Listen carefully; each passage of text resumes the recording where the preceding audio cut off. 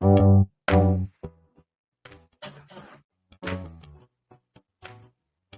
by Riverside.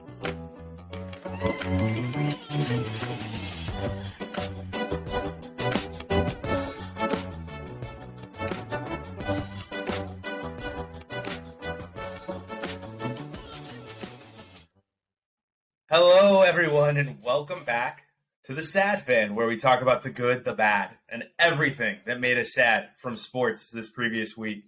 And I'm exhausted. There's so much to keep up with. There's a lot going on. College football is winding down. Pro football is ramping up. And apparently baseballs are flying out of the yards for curious reasons, which leads us to our first topic of the day. What made you sad, Chelsea?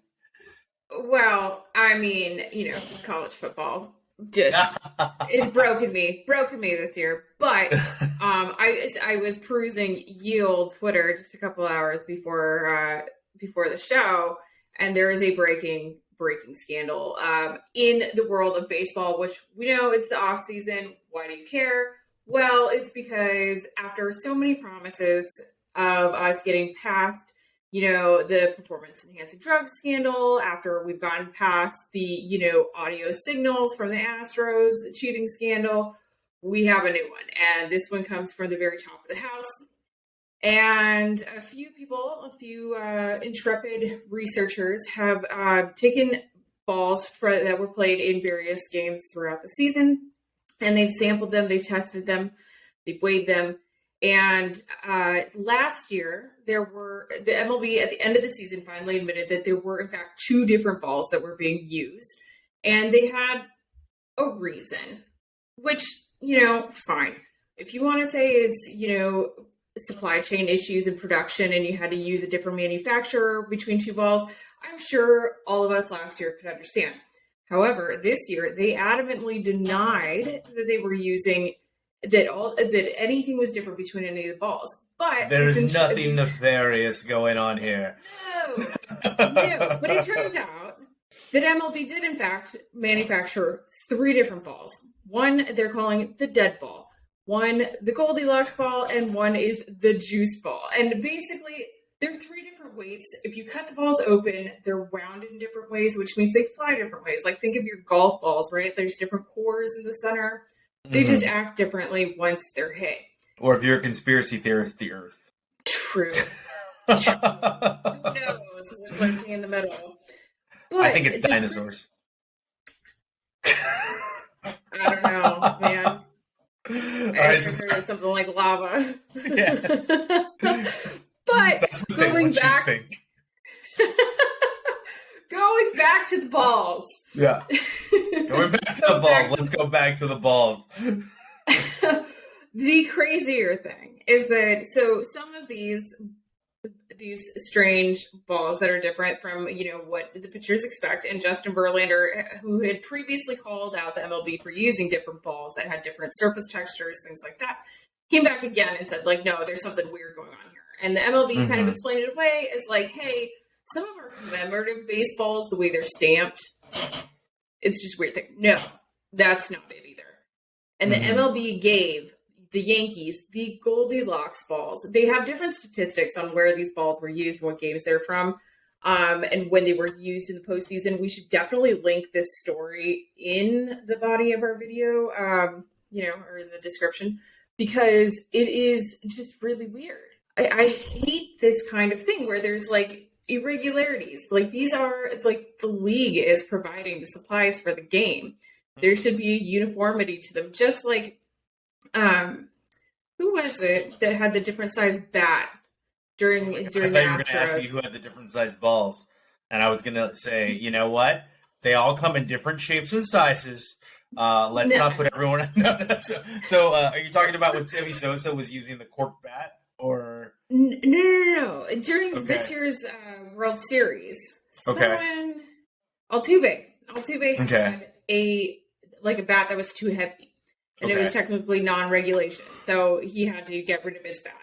And so, there was a big deal made about that. There are different rules, there are rules to kind of keep everything uniform. So why is this coming from the league. And why are they doing these things in a way that's like, it's not even just different games or different times, or like maybe they're experimenting. Like they gave what pitchers consider the Goldilocks ball to the Yankees, which I'm a Yankees fan. That sucks. That sucks so much. Like to just have like another shadow overhanging of like, did they even deserve to be in the postseason? Not even what I'm thinking. Do you want to know where my head went? I would love to hear it. Do we have an Aaron Judge scandal on our hands for him hitting all those home runs and setting the record, the American League record? And this is coming this news is coming after Barry Bonds was denied the Hall of Fame again for steroids. And I'm just like, and you've listened to our show before you joined it. I think people that did steroids should be in. I think because everyone was doing steroids in that era, and we just need to stop. Yeah, get off our high horses. We only found out a few.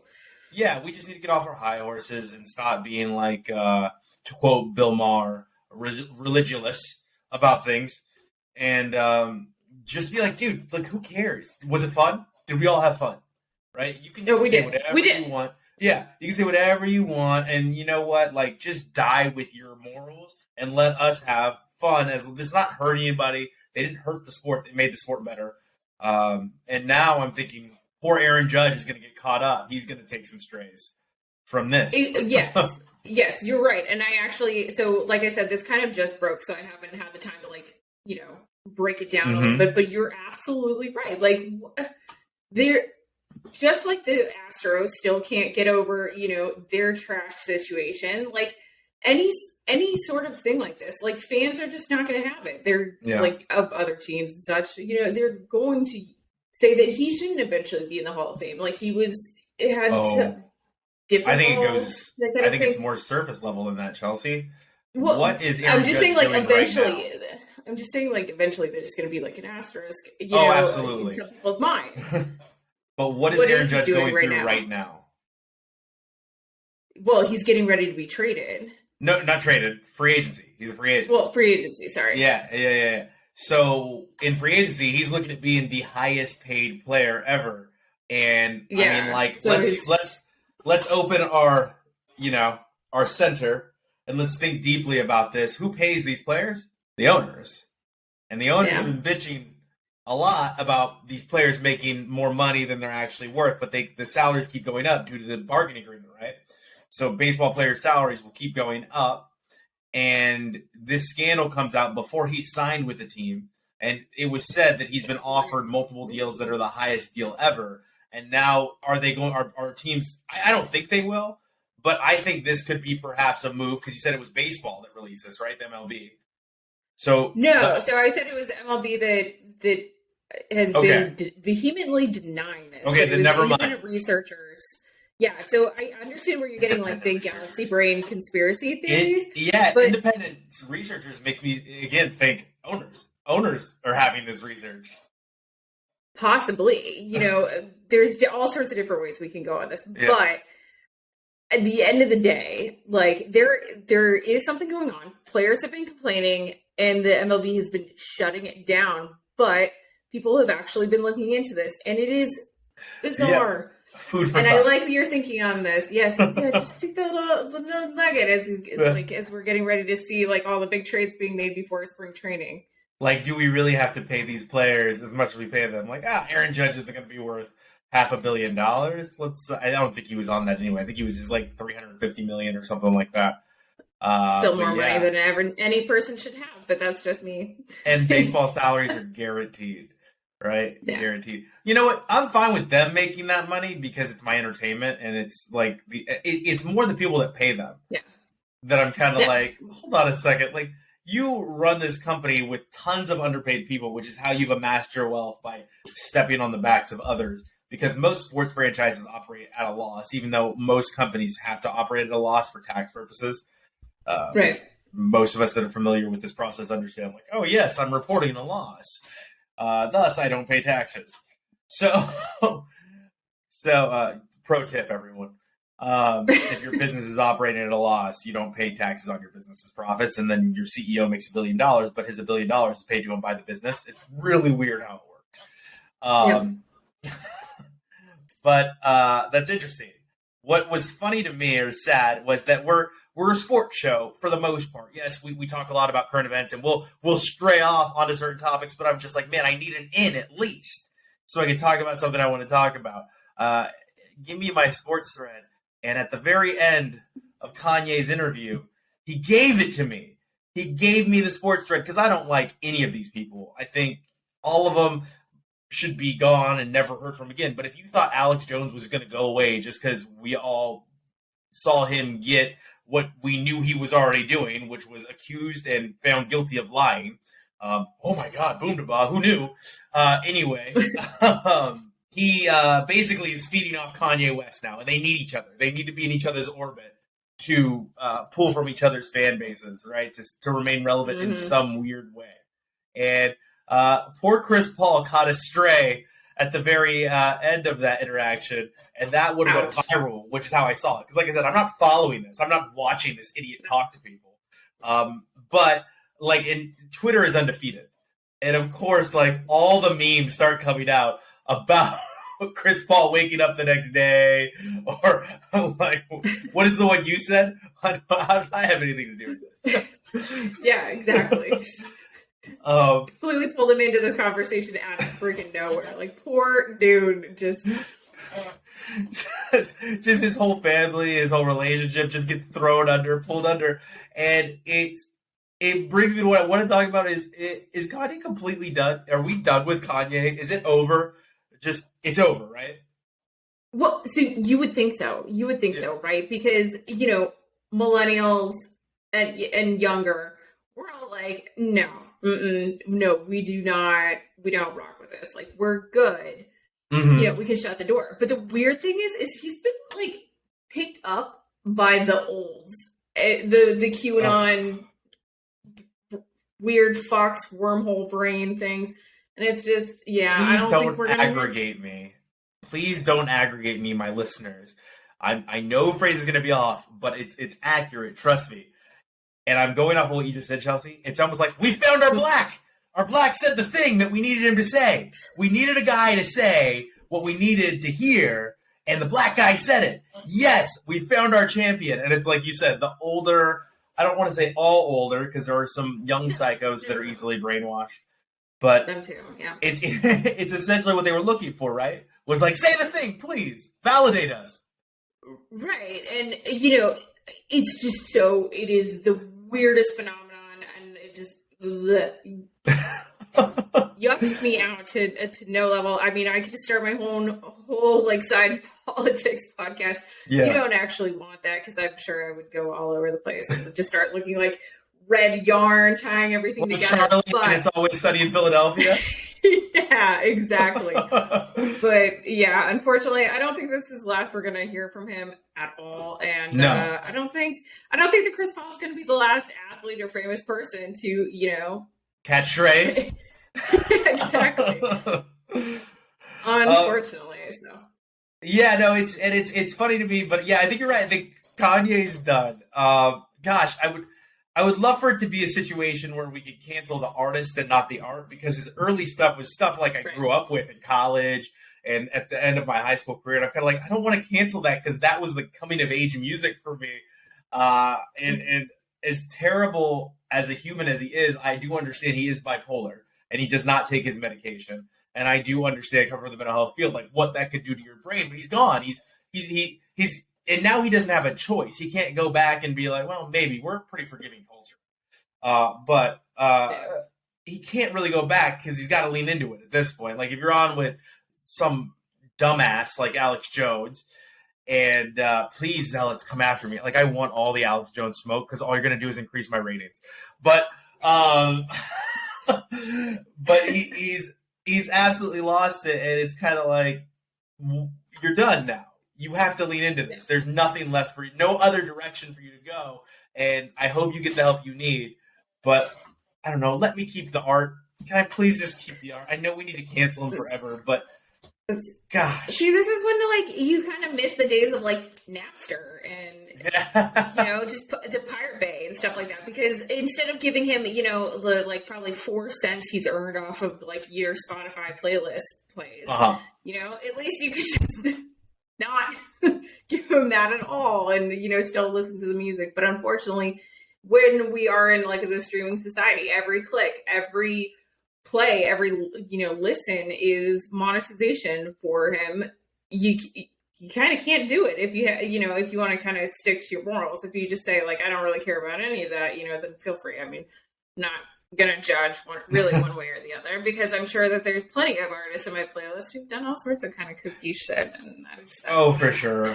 Like Michael Jackson still exists on my playlist.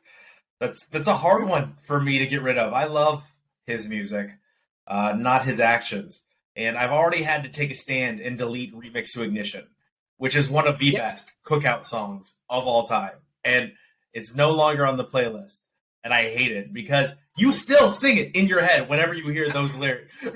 And you're like, I hate you so much for being the worst human on earth. You and Deshaun Watson. But we'll get to him later. On to other things. The World Cup gave us largely chalk, right? Largely the teams that were supposed to won, except for Spain. And people are going to be like, well, what about Morocco? And I will only tell you this. Morocco won their group and Spain did not. That is why they played each other. Spain came in second in their group. Morocco won their group. So that's why I'm saying it's chalk. It's largely chalk. Now, Morocco, great story. Obviously, the underdog of the world. But everyone that was supposed to won. I guess except for Japan. Japan lost to Croatia. But they were the underdog in the betting book, just like Morocco was the underdog in the betting book. But Japan was the winner of their group. But hats off to Japan and South Korea, right? Even though they got beat up. Like, what a story from both those teams coming through their groups to represent the Asian countries. That was pretty awesome. Yeah. Again, the morals thing, I just haven't been giving my viewership time, to something that I don't fully support. But, I mean, there were definitely a lot of great stories, and I kind of wish, like, also the time zone thing. I'm not a morning person, so I'm watching too much of it. But, I mean, now that Belgium's out, who's left? Who do you think's still going to take the cake? Brazil. But you get a chance to laugh at your brother and myself, right? Because both of us look like total idiots. Now, I've been right about a lot, and we're going to talk about college football in a bit. But man, was I wrong about Belgium. Golly, I was bad. That was a bad prediction. And they're number 2 in FIFA rankings. So you know what? I'll take solace in that. I was not alone. The entire World Football Organization thought that Belgium was good. They fooled all of us. And I will say, if I had read Kevin De Bruyne's quotes before the World Cup, I would not have picked them. But I was, in this one case, I was not well researched. And I cost myself public viewership by looking like a complete knob by saying Belgium. I think this is Belgium's year. It's the end of their golden generation. I think they're going to fight through it, and they're going to find a way to do it. Nope, out in the group stage. Wes, high on his German vacation, comes back and goes, Germany, my adopted country's going all the way. Nope, out in group stages. So we look, and in fact, not just Germany's out. Both representatives from Germany's group, which we thought was one of the strongest groups, are out. Yeah. Because Japan's out and Spain's out. So here we are, and I think it's Brazil. I think it's Brazil. I think England plays France coming up in the round of 8. England-France, I'm not predicting. That's too tough, right? But then you've got... Many wars were fought over that. Yes, and they do not like each other here. But I will tell you, I'm talking about the football teams before any of you jump into my shit. But I do think Brazil's coming out of the other side. I mean, great stories all around. Again, I don't think Argentina's going to make it. I think it's a cool story for Messi. So England/France versus Brazil, and I think Brazil wins it. But I do think it's going to be England-France for the right to lose to Brazil in the World Cup. I think Brazil gets another star when it's all said and done, which makes me sad. But the Blue Bloods are going to be the Blue Bloods, just like college basketball, right? And speaking of Blue Bloods being Blue Bloods, we've got another playoff with Ohio State in it. And yes, they are, as much as I hate them, they are a college football Blue Blood. And man, did they squeak in, right? Barely. And damn it, I'm so mad because I was sitting on my couch again for the second weekend in a row, rooting for USC, hoping they would just do it, just find it within themselves because Utah was good, but they were great. And then all of a sudden, like, it's just, no, they lost to Utah twice in one season, which Oregon knows all about that because we did that last year with only 8 days apart between the games. So money versus culture. Money versus culture. Yeah. Yeah. So, the other crazy thing was seeing TCU lose to K-State. I mean, your brother was mad about that. Your brother was mad about that. He's like, this is BS. They got cheated. Because a touchdown was supposed to be a touchdown that was called not a touchdown. It was. And actually, I believe I was the one telling him all that because I don't think he was watching. And then he was regurgitating it back to me. He sent a picture to me that was like, look at this picture. It shows him scoring a touchdown. Yeah. I don't know. Maybe he was watching. We never know with that guy. But yeah, I mean, it was just the only positive thing is that even though TCU lost, that the college football playoff committee, gods, whoever, that were meeting a whole 15 minutes from Dallas decided that TCU should actually be in the playoff, which kept Alabama out, which is all we want. In everyone who wants like the college football playoff to actually be like a meritocracy and to see new life come into it. Mm-hmm. You want a TCU. You don't want a Bama. You don't want like the same, a couple guys over and over again. I think Clemson had an argument over Ohio State. I do think that. I think TCU was the right pick. I do, even though they lost to Kansas State. I think that because, one, they should be undefeated. Like you said, it was a touchdown. I didn't get to watch that game. I was at a birthday party. It was on in the background. I did watch the Georgia LSU blowout, which we kind of all saw coming. I won 20 pounds on that game because somebody really thought LSU was going to win. I was like, dude, I don't think you understand how good Georgia is. Like, Georgia's a really good football team. By all estimations and quotes, TCU was the right pick there. But I think even though Clemson had 2 losses, I mean, they had a claim to it because they won their championship, right? They won their championship. They won it pretty decidedly against North Carolina. They made a tough move in benching Uiagalelei, and Uiagalelei is now going to transfer. Dude can't throw. I don't know what to tell you. He can't throw. And anyway, I'm going to move on because I'm not going to get into quarterback discussions again. But he just can't throw. So that was the right choice, and it was a tough choice to bench Uiagalelei. But now that we see the battle of the backup quarterbacks in Tennessee versus Clemson in the Orange Bowl, which I say it in quotes, but it's really the Orange Bowl. But a little that's a whole lot of orange. That's a lot of orange. Lot of orange. So I think that was the only one where I was like, I feel like you could replace Ohio State with Clemson, and I'd be fine with that. I wouldn't have had an issue with that. Another reason why I wouldn't have had an issue with that, though, is not just because Clemson won their championship. It's because I didn't want to listen to Ohio State have life again. And you cannot kill them. They will not be killed. They will rise up. They just, like you were saying earlier, they had like one quiet week on. For those of us who like still trawl the message boards these days, I had one quiet week without seeing like an Ohio State flare pop up. And they're obnoxious. They are in every game thread. Yeah. Like I'm reading like the USC Utah live feed of the comments.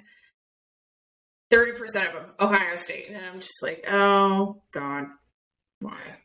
It's the worst. And there's one piece of there's something that we could take. One piece of solace that we could take in this, and that's that they won the right to get their ass whooped by Georgia. And that's what I think is going to happen. And how do you know that's what I think is going to happen? We'll go back about 2 episodes, and you'll see that I called it. I did say at the end of my prediction, I think what Wes is saying is more logical. But my prediction was Georgia 1, Ohio State 4, Michigan 2, TCU 3, Michigan versus Georgia. So we'll see if it all comes to fruition, but this one I nailed. You did. And it looks like Georgia's going to take it take it this year, which I mean, do. good for them. Yeah, especially with Blake Corum being Yeah. out for the season. It looks like Donovan's not a huge drop off from Blake Corum. It looks like that offensive line is more dominant than we really thought, but it does suck that who was once a potential Heisman candidate is out for the rest of the season due to a knee injury. You hate to see that in any college kid, to be honest, because even with NIL, it does take away from future earnings possibilities.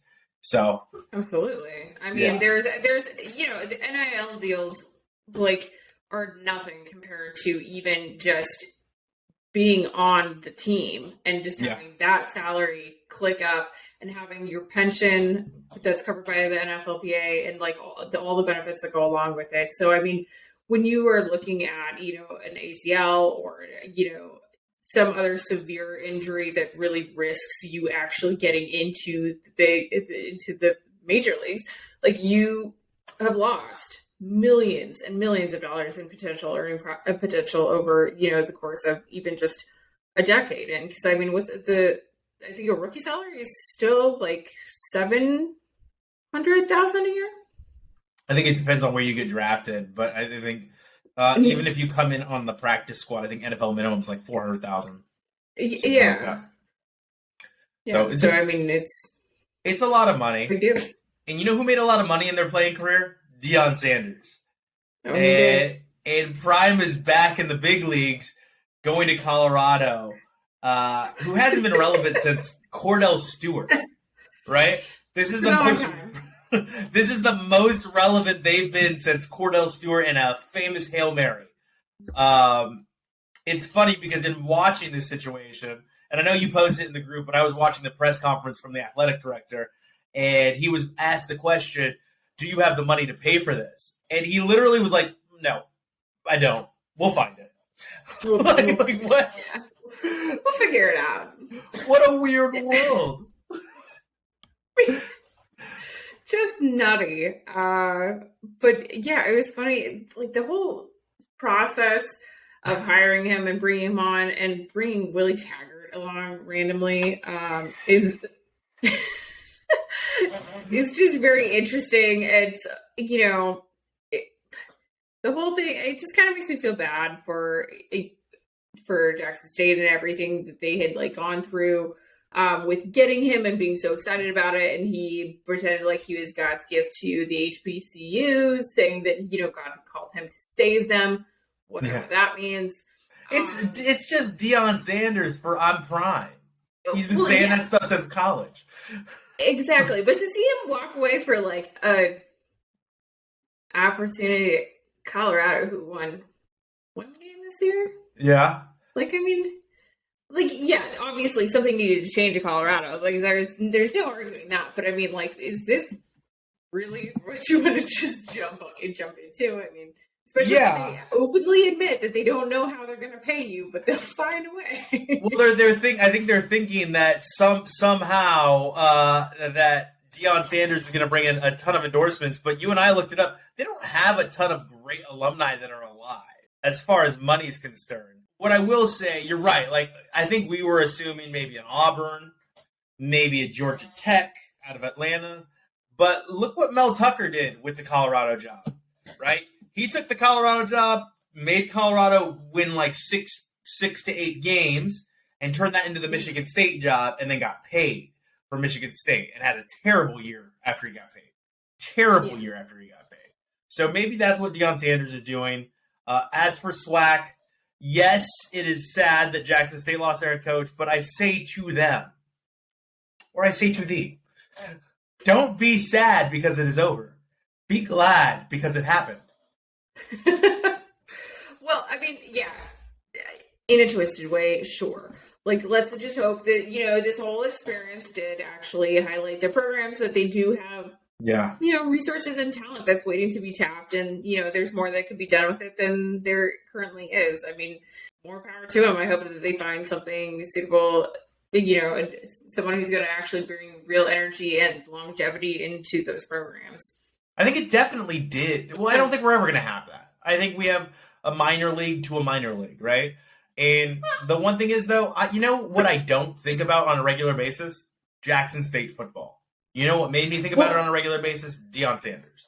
So exactly, but I mean, it could be like Mac shit when you see like the Mac conference and just every once in a while, it's like they're just having so much fun, and you just see the scores pile up, and you're like, "This is just awesome football." Right?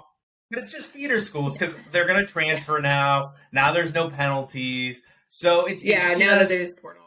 Yeah, things have changed a little bit. But. It's a minor league to a minor league, and you know what? He brought them a lot of recruits, a lot of press, probably some money, and I think just what? You know it was going to happen.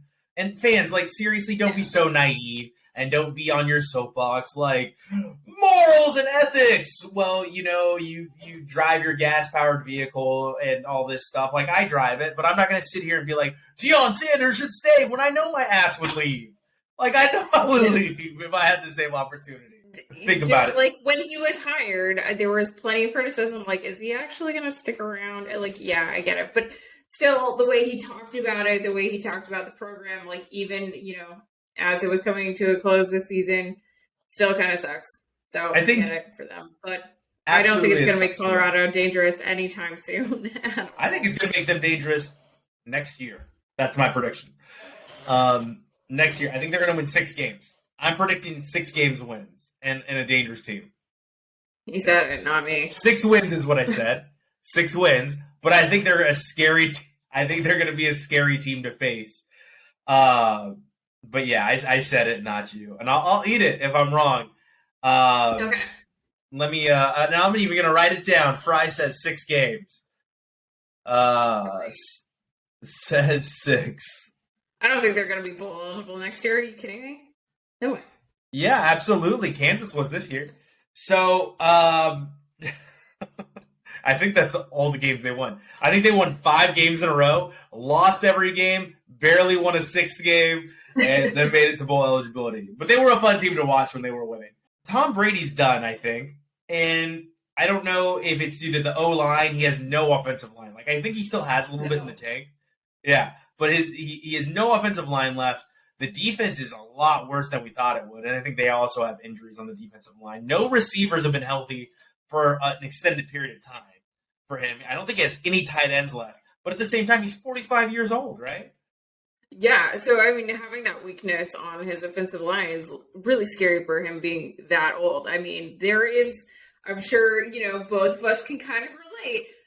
When you fall in your 20s, you're just like, give me some Motrin and I'll be fine.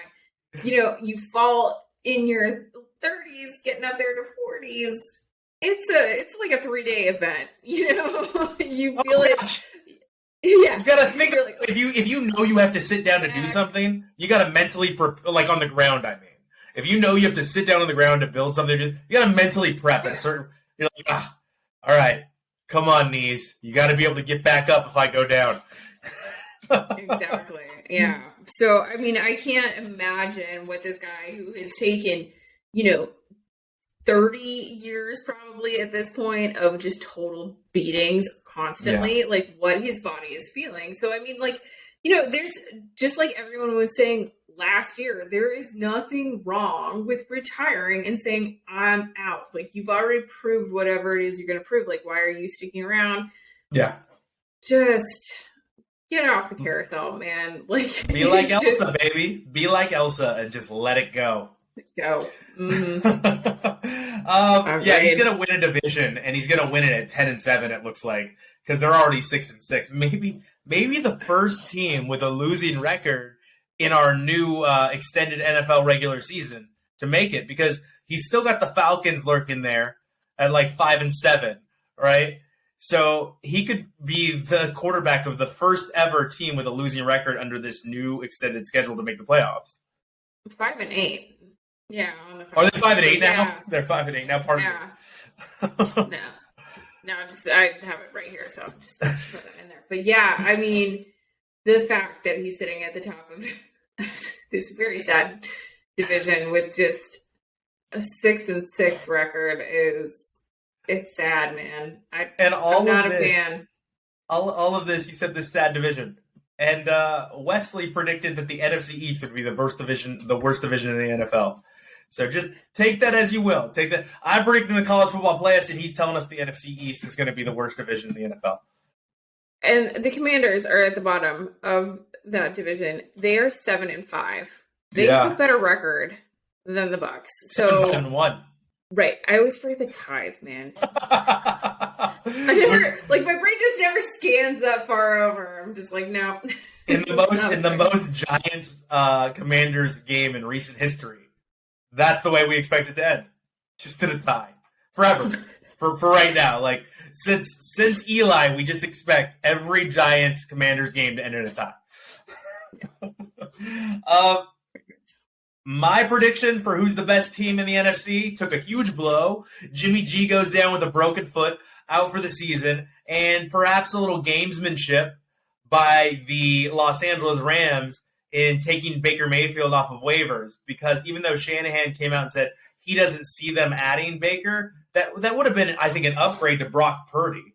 Yeah, I'm not sure what they're gonna do. You're right. Like, I don't see them. I don't know. Maybe it's the Seahawks' time to shine. Who knows? Yeah, I mean, we'll see. Gino, man, he just keeps spinning that ball. He just keeps throwing for 300 yards, touchdowns. The battle between DK Metcalf and Jalen Ramsey was hilarious to watch this weekend. Hilarious. With him going in motion and waving Jalen Ramsey to follow him, knowing he can't. See, I hate this. Like, I often, to be completely transparent, only get like clips or Sports Center replays and stuff like that because I'm originally a West Coast person. Like, all my teams are on the West, but I'm blacked out here in Texas, so I didn't get to see that live, and I must have missed and Red Zone gives you anxiety. That sounds hilarious. Crippling anxiety and migraines all at the same time. It's too much for my delicate constitution to handle. It's a lot to take in. We're going to graze over Deshaun Watson while saying, you had to win with your defense and your special teams. I hope you're terrible for all time. You loser, sexual assault, serial predator. I hope you lose like that forever. You're a terrible human. Ha ha ha ha ha, Browns. There's your highest paid quarterback. That's what you got. 0 offensive points. Congratulations. You earned that one. And I hope it's like that for the rest of your existence. Texans. Yeah. That is so embarrassing for They didn't want to win. They're playing for a number 1 pick. They were trying to lose. Yeah. So let's end the note on some funny stuff. I don't think anyone getting suspended is funny, but James Krause is being told to stay away from the UFC due to questionable gambling practices.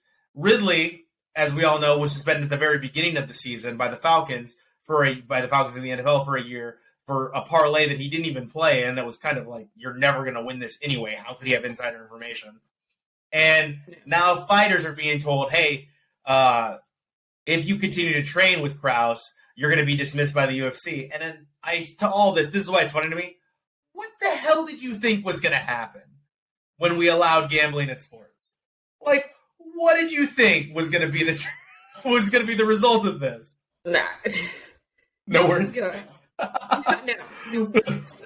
But I was just thinking, like, the U.S. betting scene too is also so weird. Like, that it's not even available in like half the states anyways. So it's like such a weird thing. But when you're in the UK right now, and UK sports betting culture is insane. There are bookies on like every other corner. Every shopping center.